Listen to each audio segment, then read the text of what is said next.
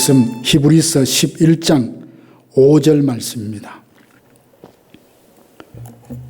히브리서 11장 5절 한 절 말씀 우리 같이 한 목소리로 읽도록 하겠습니다. 시작. 믿음으로 에녹은 죽음을 보지 않고 옮겨졌으니 하나님이 그를 옮기심으로 다시 보이지 그는 옮겨지기 전에 하나님을 기쁘시게 하는 자라 하는 증거를 받았느니라. 아멘, 아멘. 성경에 기록된 인물들을 보면 하나님께서 그 인생이 이런 사람이다 이렇게 평가를 내린 게 있어요.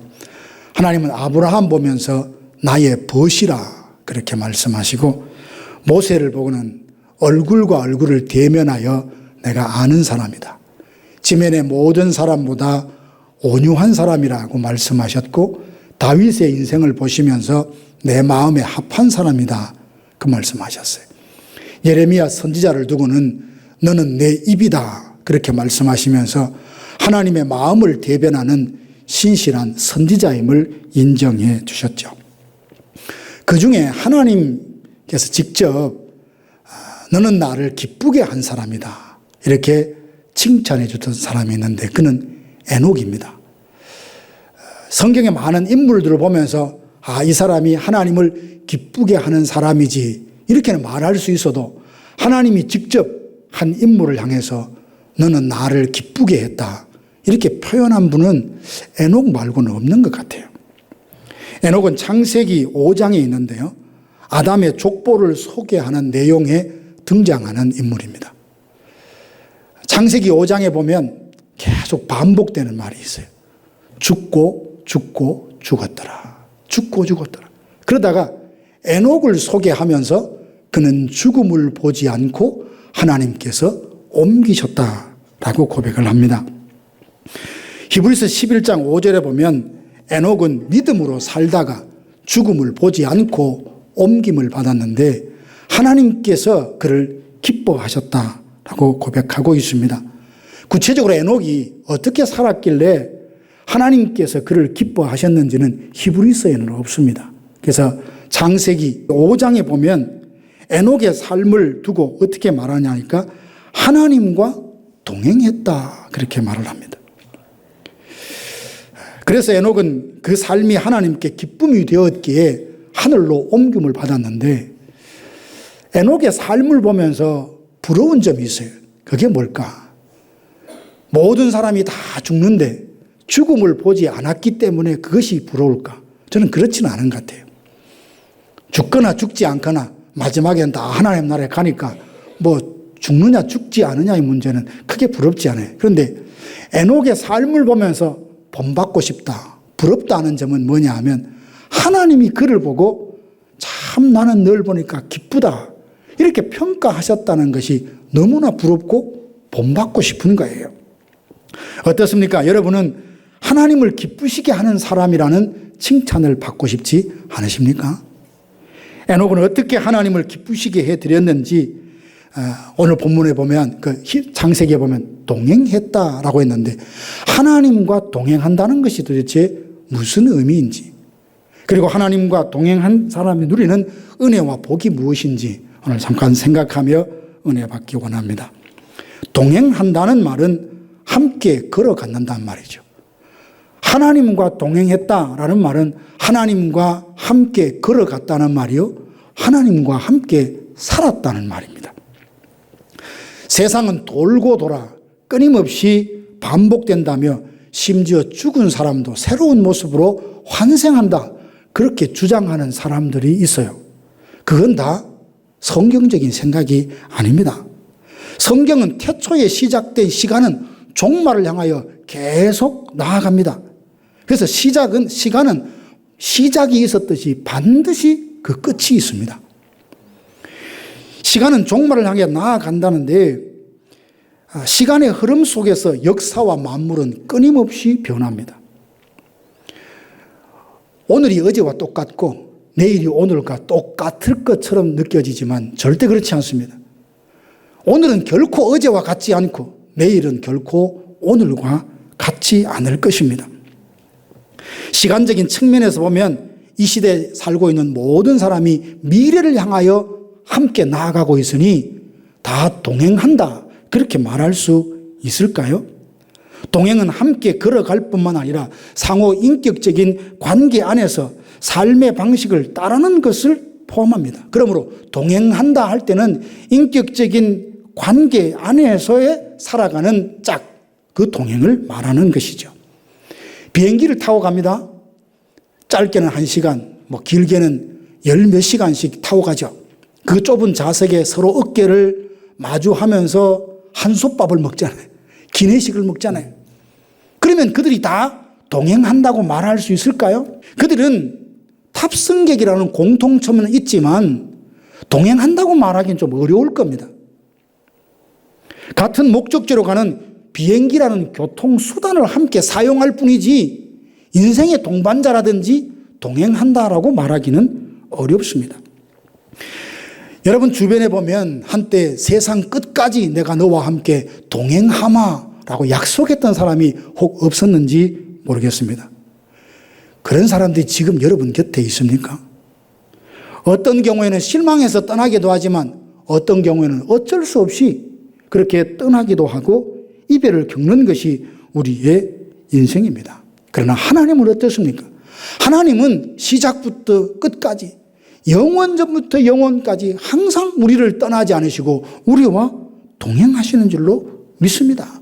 그러니 우리가 동행에 대해서 힘쓰고 애쓸 것은 하나님과의 동행인 줄로 믿습니다. 하나님과 동행하는 자는 참으로 복된 자입니다. 하나님은 전능하시고 그 위엄과 능력이 한이 없으십니다. 하나님은 예수 그리스도를 통해서 새 언약을 맺으시고 우리를 자녀 삼으시고 선하고 인자한 아버지가 되어 주셨습니다. 하나님과 함께 걸어갈 때 힘을 얻고 모든 필요를 공급받고 길을 잃지 않을 수 있습니다. 여기서 우리가 기억할 것이 있습니다. 하나님과 함께 걷고 하나님과 함께 사는 진정한 동행이 이루어지려고 하면 하나님이 보는 것을 봐야 돼요. 방향과 속도를 맞추어야 합니다. 누군가 함께 갈 때 어디로 갈지, 얼마나의 속도로 갈지는 둘이가 서로 합의를 하죠. 이리로 가자, 이만큼 빨리 가자, 천천히 가자 이야기를 하는데 하나님과 동행하는 사람은 하나님과 방향과 속도를 의논하지 않아요. 전적으로 하나님의 주권에다 다 맡기고 하나님이 방향을 정하시면 그 방향으로 믿고 따라가는 겁니다. 때로 우리는 속도가 마음에 안 들어요. 하나님 좀 빨리 갑시다. 손잡고 이끌어도 하나님은 천천히 가실 때가 있어요. 그럴 때 하나님이 틀린 것처럼 하나님이 느린 보인 것처럼 그렇게 생각할 거 없어요. 앞과 뒤 모든 것을 훤히 꿰뚫어 보신 하나님이 가장 좋은 때에 가장 좋은 길로 우리를 인도해 주실 것을 믿고 그분이 정한 대로 그분이 가자는 대로 그분의 속도와 함께 보조를 맞춰서 걸어갈 때 동행의 기쁨을 우리가 누릴 수 있습니다. 선지자 요나를 보세요. 하나님이 가야 될 방향을 정해요. 내 마음은 저 니느웨를 향하고 있다. 니느웨 가서 외치라라고 했죠. 하나님이 말씀하시는 목적지 방향, 이게 요나의 마음에 안 들었어요. 그래도 하나님과 동행하기로 원했다면 순종했어야 되지만 요나는 오히려 다른 쪽으로 갑니다. 니느웨로 가려면 동북쪽으로 가야 되지만 오히려 서쪽으로 가서 다시스로 가기 위해서 욥바 항구로 갔습니다. 그러나 아브라함은 어떻습니까? 살던 곳 갈대아 우르를 떠나 가라라고 하실 때에 갈 바를 알지 못하고 주님께서 인도하신 대로 걸음을 옮겼다는 사실입니다. 사랑하는 성도 여러분, 하나님과 진정 동행하시기를 원하십니까? 하나님과 동행하는 삶은 하나님이 가고자 하는 방향을 향해서 함께 걸어가고 하나님과 함께 사는 것입니다. 하나님을 절대 신뢰하지 않거나 모든 것을 맡길 수 없거나 하나님을 기뻐하지 않는 자는 주님과 동행하기가 어렵습니다. 하나님을 사랑하고 그분의 뜻과 인도하심을 기꺼이 받아들이고 하나님을 기뻐한다면 주님과 함께 동행하는 무한한 행복과 만족을 누릴 수 있습니다. 하나님께서 나를 복된 곳으로 인도하시려고 저리로 가자, 일어나 가자라고 하시는데, 하나님 나는 지금이 좋아요, 여기가 좋아요 라고 말하면서 마치 애굽을 떠나려고 하지 않았던 이스라엘 백성들처럼, 그것을 떠나서도 끊임없이 애굽을 동경하는 그들처럼 세상에 계속 머무르려고 한다면 하나님과 함께 도착하고 이룰 그 아름다운 동산에는 도착할 수가 없습니다. 오직 나의 가는 길을 주님이 아신다 했습니다. 내 인생의 시작과 과정과 마침이 하나님의 손에 있습니다. 나를 향한 주님의 선하시고 완전하신 계획을 믿고 하나님과 함께 걷고 함께 사는 성도가 되어서 이 세상 끝까지 주님과 함께 동행한 자라라고는 이런 삶의 평가를 받는 우리 모두가 되기를 주님의 이름으로 축원합니다. 주님과 동행한다는 것은 함께 걸을 뿐만 아니라 하나님과 함께 동력하는 삶입니다. 하나님과 동행하는 것은 같은 목표와 속도를 맞춰 함께 걷기도 하지만 하나님과 동력하는 것인데, 우리가 정말 하나님의 은혜를 깊이 경험했다면 자연적으로 일어나는 마음의 생각이 뭘까요?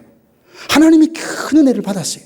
그러면 우리 마음에 함께 일어나는 생각이 뭐냐면, 무엇으로 이 큰 은혜를 보답할까? 이 마음이 생기는 것이 당연하지 않겠습니까? 만일 우리가 은혜에 대한 체험이 없이 무슨 일을 해야 된다라고 말하면, 아유, 또 일, 무거운 책임, 의무, 이런 걸로 마음에 와 닿을 것이만, 주님을 사랑하고 그 은혜에 젖어 사는 사람이라면 어떻게 하면 내가 하나님께 기쁨이 될까를 늘 고민하며 기회가 생겼을 때 이건 내게 주신 축복의 기회라고 삼고 그 일들을 감당하게 될 것입니다. 동력이라는 말에 조금 오해가 있을 수 있습니다. 하나님과 동력한다라고 말하면 마치 하나님이 홀로 모든 일을 해내실 수가 없어서 우리가 좀 거들어야 하는 것 아닌가라는 뉘앙스로 받는다면 이건 대단히 큰 오해입니다. 하나님이 홀로 행하실 수 있어요. 하나님 홀로 바다를 가르실 수 있고요. 하나님 홀로 아말렉을 진멸하실 수 있고요. 하나님 홀로 여리고성을 무너뜨릴 수 있습니다. 그럼에도 불구하고 모세의 그 지팡이를 들고 바다를 향하게 하시고, 여호수아와 그 백성들이 그 성을 돌게 하시고, 왜 이렇게 하시느냐? 하나님 홀로 행하실 수도 있지만 하나님의 그 역사를 통해서 나타나는 기쁨과 영광, 그 감격을 하나님의 백성들과 함께 나누길 원하셨다는 말입니다. 우리는 지난 주일 안경숙 선교사님으로부터 선교 현장에서 일어나는 복음의 능력에 대해서 간증을 들었습니다. 공산권에서 감시와 위협 속에서, 핍박 속에서 사역하시는 분이고, 이 사역을 위해 남편까지 잃은 분입니다. 그럼에도 목숨을 잃을 수 있는 그 일을 멈추지 않고 계속 이 사역을 하시려는 선교사님의 얼굴에서 여러분 뭘 발견하셨습니까? 저는 기쁨과 행복을 봤어요. 어떻게 이럴 수 있지? 어떻게 자기의 생명을 위협하는 그 사역을 하면서 이렇게 행복해하고 이렇게 기뻐하며 그 일에 함께 하자고 초청하고 요청할 수 있는 걸까? 하나님과 함께 동력하며 주님이 행하시는 놀라운 일을 자기 눈으로 목격했기 때문입니다. 하나님의 구원 사역에 동력함으로 하나님의 나라가 그 땅에 임하고, 불가능하리라고 생각했던 일이 가능해지고, 가로막혔던 장벽이 허물어지고, 도저히 있을 수 없는 일들이 실제 현실이 되는 것을 눈으로 목격하고 손으로 만지니까 생명을 위협하는 그 힘든 사역도 기쁨으로, 감사함으로 감당할 수 있었던 거죠. 현지 목회자들 이야기도 여러분 들었을 것입니다. 공안의 위협과 감시를 받으면서도 믿지 않는 자들에게 복음을 전하려고 하는데요, 다른 성에 교회가 필요하다, 복음을 전해야 되겠다. 그러면 어떻게 한답니까? 가족들 다 데리고 무작정 간다는 거 아닙니까? 그들은 하나님과 동행하는 자들로 하나님의 마음을 알고 복음을 듣지 못해 멸망하는 자를 구원하시려는 하나님과 동역하며 그 동역하는 삶 속에서 기쁨과 감격을 누리며 살고 있는 것을 우리가 다 간접적으로 듣고 보지 않았습니까? 그들의 귀에는 부유하게 살아라, 더 편하게 살아라, 더 재미있게 살아라, 이런 욕망이 들려주는 소리보다는 사망의 그늘에 앉아 죽어가는 자기 백성들을 바라보시며 고통의 멍에에 매여 울고 있는 자기 자녀들을 바라보시며 누가 내게 부르짖어 저들을 구원케 할까? 누가 나를 위해 가서 나의 사랑을 전할까? 탄식하시는 예수님의 그 음성이 마음에 깊은 울림이 되었기에 견딜 수 없는 겁니다. 죽어도 좋다고, 어떤 희생도 감수하면서 주님이 원하시는 그 일을 하겠다고, 주님과 함께 동역하며 내가 주님과 동행하겠다고 살아가는 그들의 삶에 대해서 함께 우리는 들었습니다. 하나님과 동역하기 위해서 우리가 기억해야 될 것이 있는데요, 주님이 기뻐하시는 뜻이라면 순종하겠다는 결단이 필요합니다. 타락한 후 인간의 지성은 영적으로 어두워져 무엇이 지혜로운 선택인지 잘 분별하지 못할 때가 있습니다. 우리의 정서는 타락해서 자기의 욕심을 채우려고 자기 만족이 최고의 행복인 것처럼 착각하고 살게 만들고, 의지는 약해서 아무리 결심해도 쉽게 그 결심한 대로 살지 못하는 약함이 있어요. 그러므로 하나님의 뜻이 내가 생각했던 것과 다르다고 깨닫게 되었을 때 즉시 돌이켜서 하나님이 뜻대로 성령이 인도하시는 대로 가겠다라고 하는 이 결단이 우리 마음속에 항상 있어야 합니다. 사도 바울은 성령의 사람이에요. 그럼에도 불구하고 그는 두 번째 선교 여행을 아시아로 가려고 했는데 성령께서 자꾸만 길을 막으시는 겁니다. 그때 마게도냐의 사람이 환상 중에 나타나서 건너와서 우리를 도우라라고 손짓하는 것을 보면서 하나님의 뜻이 이것이구나 라는 확신이 들자 자기는 아시아에 가서 복음을 증거하려고 계획을 다 했습니다. 마게도냐 쪽으로는 계획도 없었어요. 그러나 하나님의 뜻이 분명히 드러난 이상 주저하고 망설이지 않고 마게도냐로 건너갔어. 빌립보, 데살로니가, 베레아, 아가야 지방까지 복음을 증거해서 많은 교회를 세웠던 것을 우리는 기억합니다. 그러므로 항상 하나님과 동역하고자 한다면 우리 마음속에 주의 뜻이라면 언제나 내 뜻을 접고 순종하겠다는 이 결단이 우리 마음에 있어야 될 줄 압니다. 그리고 기도와 묵상을 통하여 거룩한 삶을 살기로 힘써야 합니다. 누군가와 동행하려고 할 때 강한 의지만 있을 뿐 마음이 안 맞으면 얼마나 힘든지 여러분 아시잖아요. 이질적인 성향에 강한 의지만 갖고 있으면 동행한다고 하지만 끊임없이 조율하고 갈등하고 그러다가 세월 다 보내고 그러다가 에너지 다 쏟고 정작 일해야 될 때는 힘이 다 빠진 이런 경우가 있을 수 있습니다. 하나님과의 동력도 그와 같습니다.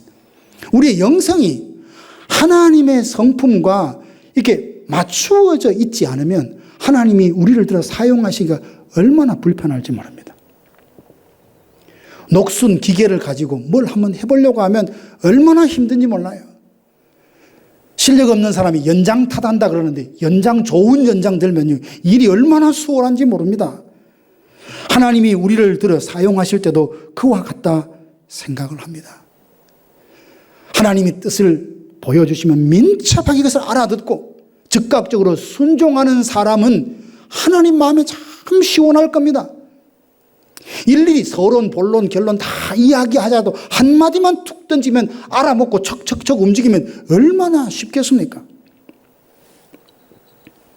그러려면 우리가 날마다 기도와 묵상을 통하여 이 영성이 깨어 있어야 되고 하나님의 성품과 맞추어져 있어야 돼요. 닮아 있어야 된다는 것입니다. 우리 흔히 말하지 않습니까? 같이 해보려고 하는데 코드가 안 맞다. 코드가. 하나님께서 사울과 일하셨을 때 그를 왕으로 세운 것을 후회한다까지 말씀하시잖아요. 왜냐하면 도무지 하나님 마음을 헤아리지 못하는 겁니다. 처음에 한 몇 년 동안 겸손하게 성실한 것 같더니 한 2년쯤 넘어서 자기 식대로 살아가기 시작합니다. 아말렉을 무찌르라 힘도 다 주셨는데 승리했어요. 그런데 진멸하지 않고 살려두고 난 다음에 하나님 앞에 엄청난 불순종했잖아요. 그러면 그 뒤에서라도 깨닫고 회개해야 되는데 어디로 갔느냐? 딴 곳에 가서 자기 일을 위해서 기념비를 세우느라 정신이 없는 그의 모습을 봅니다. 하나님은 뒷전이고 자기 이름을 내는 데만 관심을 가졌어요. 전체를 보지 못하고 늘 지엽적인 문제만 보고 편견에 시달리고 조금보다 작은보다 잘하면 질투해서 끌어내리려고 합니다. 그러나 하나님은 사울을 패하시고 다윗을 세웠을 때 내 마음에 합한 사람이다 그렇게 말씀하지 않으셨습니까? 마음이 맞지 않는 사람과 일하는 건 정말 힘듭니다. 다른 사람은 잘 몰라요. 같이 일하며 뭔가 맞추려고 애쓰는 사람의 그 마음 고민은 본인만 알 겁니다. 해야 할 일은 못하고 의견만 조율하다가 실랑이를 벌이다가 세월 다 보내기 쉽습니다. 우리가 하나님과 동력하려고 하면 모든 일을 주관하여 이끄시는 성령님을 쫓아 일해야 합니다. 항상 기도와 묵상을 통해서 거룩에 이르도록 힘써서 하나님의 마음에 합한 자야 되어 진정한 동력이 우리 가운데 이루어지기를 원합니다. 그리고 고난을 각오해야 합니다. 이 세상은 성도와 교회에 대해서 결코 우호적이지 않습니다. 이 땅에 하나님의 나라를 건설하는 일은 결코 저절로 되어지는 일이 아닙니다. 사단의 견고한 진을 허물고 복음이 힘있게 전파되기 위해서는 수많은 사람들의 피와 땀을 흘리며 영적 전쟁을 치러야 합니다. 예수 그리스도를 대장 삼고 치르는 영적 전쟁에 참전하겠다고 나선 사람들이, 하나님과 동력하겠다고 하는 사람들이 손에 흙 하나 안 묻히고 내가 승리하겠다, 이런 사람들과 함께 있으면 동력이 참 어려울 수밖에 없습니다. 선한 일을 회방하고 비난하는 것은 교회 밖에서만 경험하는 것이 아니잖아요. 교회 안에서도 으뜸되기를 좋아하고 일하기 싫어하고 규모 없이 일만 만드는 디오드레베 같은 사람들이 있다면 선한 일을 좀 하려고 하면 비웃어요. 그거 왜 하냐고 자꾸만 조롱을 하고 비난할 것입니다. 주를 위해 뭐 좀 하려고 하면 무슨 트집을 잡아서 못하게 하고 선한 열심을 꺾는 일들이 있을 수 있습니다. 그러니 주님과 동행하며 동력하려고 한다면 주를 위해 고난받는 일을 이상한 일 당하는 것처럼 여기지 말고 오히려 당연히 여기며 주님만 보고 끝까지 가야 합니다. 바울도 복음을 전하고 주님을 기쁘시게 해드리다가 얼마나 많은 핍박을 받았습니까? 바울이 핍박이 너무 심해서 아이고 이제 못하겠다 포기했습니까? 그렇지 않습니다. 주님이 허락하신 한 끝까지 믿음을 지키며 달려갈 길을 다 달렸고 후에는 갈라디아 교회 성도들에게 선을 행하다가 낙심하지 말라, 때가 이르면 이루리라고 권면까지 했습니다. 사랑하는 성도 여러분, 남은 생에 주님과 동행하려는 선한 소망을 우리가 다시 한번 품을 수 있게 되기를 원합니다. 동행이란 주님과 함께 살고 같은 목적을 향해 보조를 맞추어 함께 걷는 것이고 주님께서 하시고자 하는 일에 동력하는 것이라고 말씀을 드렸습니다. 이를 위해 하나님을 전적으로 신뢰하며 주님을 사랑하며 기뻐하십시오. 주님의 뜻이라면 자기의 뜻을 내려놓고 순종하리라 다짐하십시오. 기도와 묵상을 통해 날마다 거룩하기를 힘쓰십시오. 고난을 각오하십시오. 그래서 우리의 생애가 주님과 동행해서 예수 그리스도의 흔적을 남기는 복된 성도들 되시기를 주님의 이름으로 축원합니다. 이 말씀 들으니까 부담이 되시죠? 아이고, 주님과 함께 동행하려면 비즈니스도 접어야 되나? 직장도 그만두고 다 신학교 가야 되고 다 중국이나 선교지로 가야 되나? 여러분 그런 생각하십니까? 아닙니다. 하나님께서 특별한 사람에게 비전을 주시고 이끄시면 순종해야죠. 그렇지만 여러분이 두 발을 딛고 있는 삶의 그 터전, 지금 다니던 직장, 경영하는 비즈니스 다 접으라는 말이 아니에요. 지금 하는 일의 목적을 다시 한번 정하라는 말입니다. 왜 그렇게 열심히 일하니? 나 좀 넉넉하게 살아보려고, 나처럼 편하게 살아보려고, 나처럼 부자 되어서 살아보려고 내가 이렇게 고생하고 일하지 않니? 라고 하는 그 목적이라면, 먹든지 마시든지 그리스도의 영광을 위하여 하라 했으니 모든 일의 결과를 하나님께 영광이 되도록 맞추는 삶이 여러분 어디에 있든 여러분의 삶이 주님과 동행하는 삶인 줄로 믿습니다. 이렇게 사는 것이 하나님과 동행하는 것이고 동역하는 것입니다. 그럼 마지막으로 하나님과 동행할 때 누리는 은혜가 있습니다. 그것은 하나님의 위로예요, 위로. 믿은 지 수십 년이 지났음에도 예수님의 삶을 마음으로 깊이 공감하지 못하는 분들이 종종 있더라고요. 예수님은 공생에 그동안 하루 종일 제대로 드시지 못하고 먼지를 뒤집어 쓰고 병든 자를 고치시고 천국 복음을 전하시며 강행군을 하셨으니 육신이 얼마나 고단하셨겠습니까? 오죽했으면 배를 타고 바다를 건너가는데 풍랑이 일어나가지고 제자들은 이제 우리가 죽게 되었다는 그 상황에도 주무시겠냐고요. 예수님의 눈물, 예수님의 땀 냄새, 먼지 자욱한 길을 종일 걸어 다니시느라 고단한 그 몸을 가지고 새벽 미명에 일어나 한적한 곳에 기도하시던 예수님의 모습을 상상 한번 해보세요. 예수님은 하나님이시지만 우리와 똑같은 몸을 갖고 계셨으니 얼마나 고단하셨겠냐고요. 그럼에도 그분은 비난과 조롱, 침뱉음과 배신을 당하시고 마지막에는 십자가에 못 박혀 죽으셨습니다. 사람으로서의 예수님의 삶을 우리가 언제 어떻게 깊이 공감할 수 있을까요? 주님과 함께 동행할 때입니다. 주님이 하시는 일에 동역함으로 쓴 잔을 마시고 고난에 직면하면 억울하다는 생각보다는 주님께서 이렇게 사셨구나, 작은 깨달음이 시작되면서 왜 하늘 영광 보좌를 버리시고 그분은 이 땅에 사람이 되어 오셔서 이토록 고생하신 것일까? 그 질문이 일어나게 되고 질문의 대답이 뭡니까? 나를 사랑하셨기 때문이구나. 내가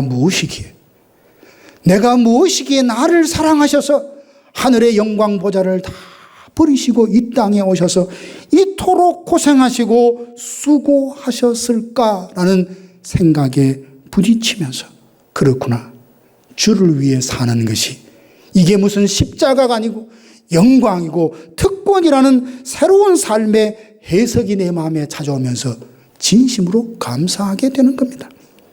이것이 하나님과 동행하고 동역하는 자가 누리는 위로입니다. 선물입니다. 그리고 우리가 주님과 동행할 때 주님을 닮아가게 됩니다. 예수님의 성품을 닮아가는 성화를 이루는 것은 모든 그리스도인들의 소망이 아닙니까? 모두가 주님을 닮기 원하지만 성경 지식이 좀 더 쌓이고 성경 구절 실수 없이 줄줄줄줄 잘 외우고 예배에 참석하는 것만으로 성화의 진전에 이르기는 참 한계가 있습니다. 그것이 필요 없다는 말이 아닙니다. 주님과 함께 살고 함께 걸으며 주님의 마음을 헤아리고 주님이 언제 기뻐하시는지, 무엇 때문에 근심하시는지, 주님께서 슬퍼하시는 그 문제를 가지고 함께 슬퍼하고 주님께서 기뻐하시는 일에 가지고 우리도 함께 기뻐하는, 예수님과 그 마음을 공감하는, 주님과 함께 동역할 때 내 안에 있는 가시는 뽑혀나가고 쓴 뿌리는 마르고 영혼의 새순이 돋아나 예수 그리스도의 성품을 조금씩 닮아가게 되는 겁니다. 우리의 시선이 예수님을 향하고 주님이 주시는 그 위로를 인하여서 고난을 견뎌내고 주님이 하시는 일에 동역하는 진정한 동행이 이루어질 때에 우리의 생각이 예수님의 생각을 닮아가게 되는 거고, 예수님의 기쁨이 나의 기쁨이 되고, 예수님이 하고자 하는 그 일이 내가 하고 싶은 일이 될 수 있는 것입니다.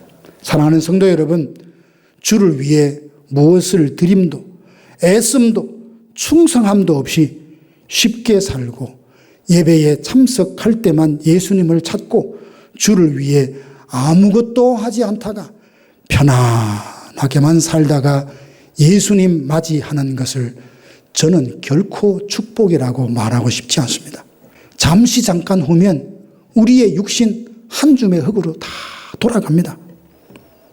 그러므로 진정한 축복은 이 땅에 살아있는 동안 예수님과 함께 동행하며 사는 것입니다.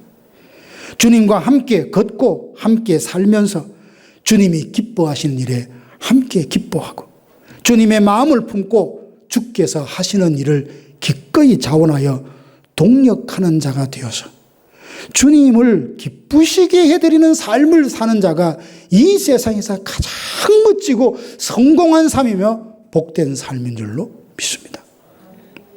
바라기는 우리 모두 주님과 함께 동행하는 자가 되어서 세상이 빼앗을 수 없는 기쁨, 그 평강을 날마다 체험하는 성도들이 되시고 예수님께 주시는 큰 위로를 받고 숨쉬며 호흡하는 동안 우리의 존재가 그리스도의 향기요, 그리스도의 편지가 되어서 훗날 주님 앞에 섰을 때에 주님을 기쁘시게 한 사람이었다는 하나님으로부터의 인정과 칭찬을 받는 우리 모두가 되기를 주님의 이름으로 축원합니다.